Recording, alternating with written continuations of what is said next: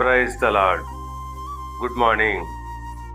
క్రీస్తునందు ప్రియులారా, ఈ ఉదయకాలంలో మరొక నూతన వాగ్దానంతో మనము ఈరోజు ఆరంభించుకుందాము.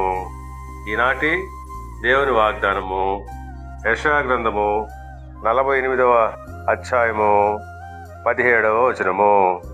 నీవు నడవవలసిన త్రోవను నిన్ను నడిపించుదును.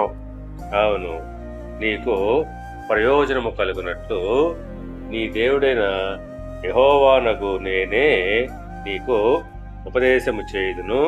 నీవు నడవవలసిన త్రోవను నిన్ను నడిపించుదును అని దేవుడు వాగ్దానము చేయించినాడు.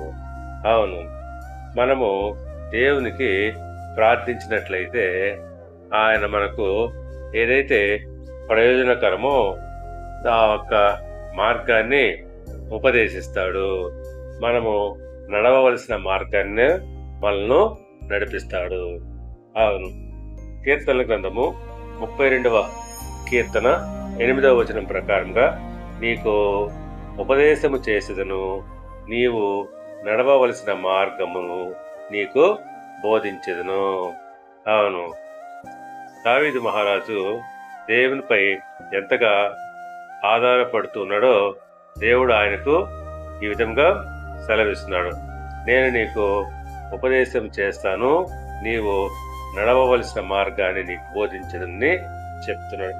కాబట్టి పిల్లల మనము ఆ రీతిగానే దేవునికి మనము మొరపెట్టుకున్నప్పుడు తప్పకుండా ఆయన మనకు ఉపదేశం చేస్తాడు. మనము నడవవలసిన మార్గం ఏదో మనకు బోధిస్తాడు. దేవుడు మిమ్మల్ని దీవించి ఆశీర్వదించి వర్ధిల్ల చేయనుగాక. ఆమేన్.